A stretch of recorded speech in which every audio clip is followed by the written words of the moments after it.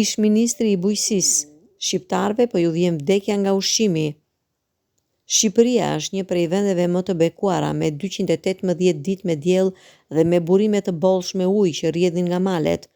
Toka ideale për rritjen e shumë produkteve të ndryshme ushqimore, por përsëri çdo ditë më tepër flitet për ushqime të modifikuara genetikisht, përdorimi i pesticideve apo plehrave me bazë nafte.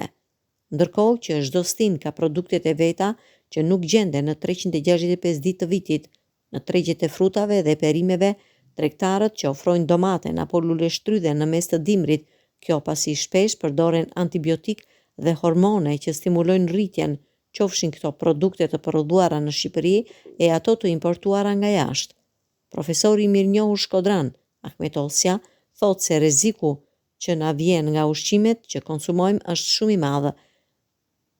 Ekspert për më shumë se 30 vjet, me më pas drejtues i institucionit të Mistrit dhe Orizit, ministër i bujqësisë, zhvillimit rural dhe administrimit të ujrave, gjatë kohës së Fatos Nanos, bën thirrje për një kujdes më të madh të institucioneve për produktet që hyjnë në Shqipëri, veçanërisht njohja dhe vënia në punë e resurseve që kemi. Ne kemi dy gjëra shumë interesante. Një janë kushtet natyrore dhe e dyta tradita. Kushtet natyrore na ofrojnë ushqime të veçanta dhe tradita është e tillë që për mijëra vjet nuk e ka ndotur ushqimi. Ushqimi është numri 1 që kontrollon biologjinë, pra nuk është vetëm ajo që ti shuan urin. Më e rëndësishmja është se nga mënyra se si ne ushqehemi përcaktohet vazhdimësia jonë. Vazhdimësia është më e rëndësishme se uria. Ne i japim rëndësi të madhe urisë edhe nuk mendojmë se për çfarë na shërben. Njerëzit shohin më tepër interesin financiar të tyre e rrjedhimisht ushqimet që ofrojnë nuk janë të kontrolluara. Në këtë mënyrë kemi vrarë shijen e ushqimit. Tani njerëzit nuk hanë me ushqime. Ne kemi harruar si është shija e domates, specit apo lule shtrydhes. Ne marrim rrezatime nga buka që ham çdo ditë. Kafja që vjen nga Brazili kushton 900 lekë. 900 lekë bëjnë 3 kg qumësht në fshatin Trush. Për 3 kg qumësht duhen 6 dele, një çoban e një qen, 24 orë. Bëjeni vetë llogarinë, çfarë del nga kjo? Ai që shet tani nuk mendon a të bën mirë apo të bën keq. E rëndësishme është sa fiton. Produktet nuk janë me interes për konsumatorin, por për shitsin. Ndërkohë, unë kam 17 vjet që nuk pi kafe pasi vjen nga Brazili, prandaj e unë i bëj thirrje të gjithë njerëzve të mos presin të vijë ndryshim nga qeveria, duhet të jenë ata të parët të cilët ndërgjegjësojnë dhe të marrin masa të vetja. Ne na vjen 1.123.000 kuintal miell nga Ukraina, ku ka ndodhur katastrofa e Çernobilit.